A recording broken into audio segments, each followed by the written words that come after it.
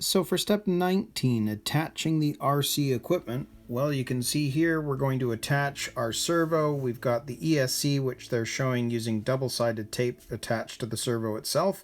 And then the on-off switch comes over here and gets attached to this, because you can see there's quite a few other pieces that need to be attached to this. However, with a lot of these new Tamiya kits, they do not come with the Tamiya ESCs. And so the Hobbywing ESC has a completely different on-off switch, which cannot be installed the same way. So what I'm going to do in this step, which will be a little different, is I'm actually going to install everything and then show you what I've done in order to make it all work. The only piece that's the same as the last one, we've got this one piece like we screwed down in step 18 on the other side, but there's this plate. I don't know whether I'm going to use it or not, etc, etc, etc, and of course all of this isn't going to work for a Hobbywing ESC. So there is the servo, the ESC itself, my receiver, and then that other piece. But I'm just going to go ahead and do this, and then I'll come back and show you how I've placed everything in.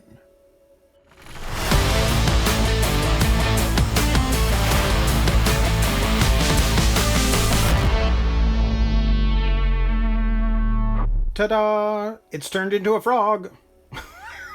No, I'm only kidding, but I do want to show you something. So I've pulled out the frog, and this is the standard way that Tamiya wanted you to put in all of the RC equipment. So you can see, obviously, this is the servo. In this one, I put a 3010, which is a high torque servo. Being a re-release, and this was before Tamiya didn't include their own ESCs. This one has a Tamiya ESC, which is attached to the servo with double-sided tape. Their on-off switch, being the frog, is simply stuck down with double-sided tape to the side of the chassis, and the receiver is way down there.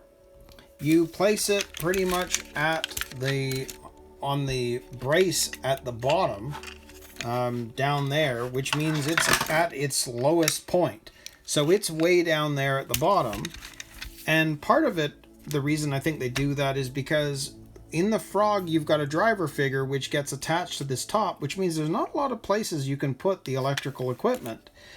But as a whole, I've always found it very weird that your receiver's going down there at the lowest point where water and everything, I mean, if you drive this into a puddle, the mud, whatever kind of track surface you're using, that's going to get totally soaked up. So you'd end up having to put a bag or something over it, because I don't know how you're going to keep it dry.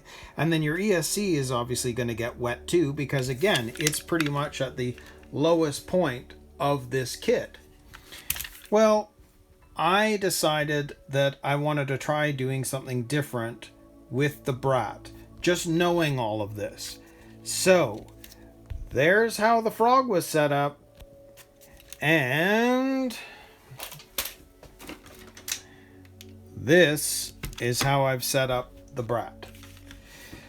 So up here we don't have a driver figure per se, as it's part of the body itself. When you attach the body, just like the Blackfoot, the driver figure is attached to the body.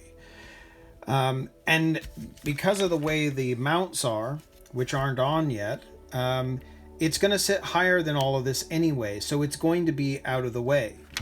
So knowing how the frog was set up, I put the ESC and the receiver up here, because that way the receiver is nicely out of the way from dirt and grime and water. The ESC is out of the way from dirt and grime and water, despite the fact that that does say that it is somewhat waterproof or water resistant. So the only thing that's really down here is the servo, which obviously has to be to, control the arms. So we won't have anything down below.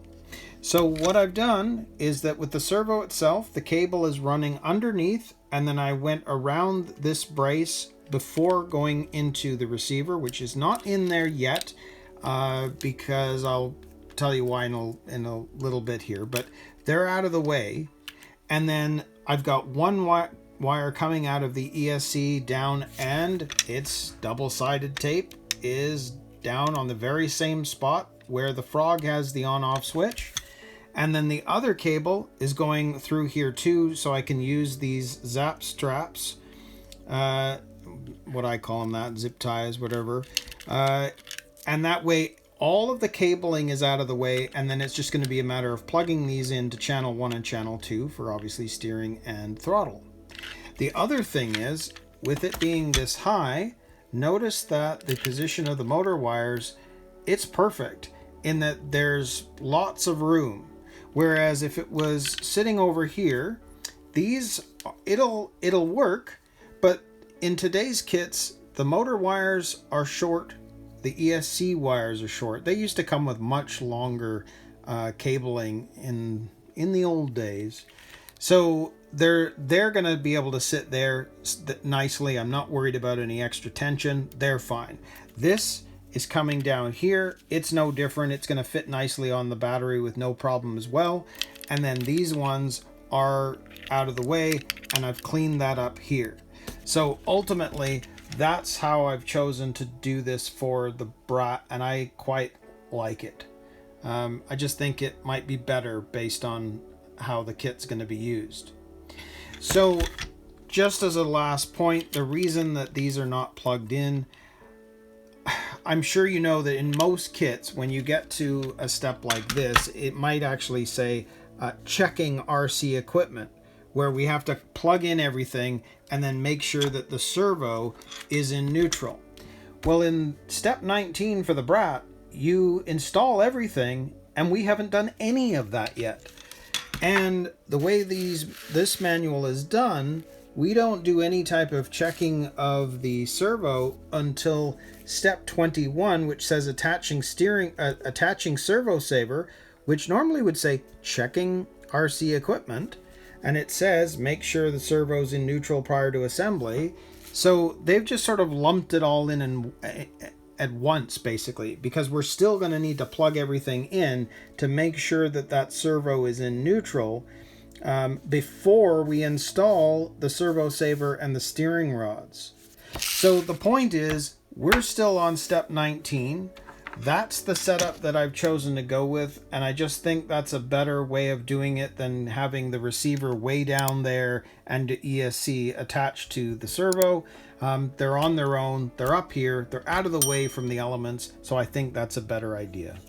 So that means that step 19 is complete, so we are going to move to step 20 and work on the steering rods.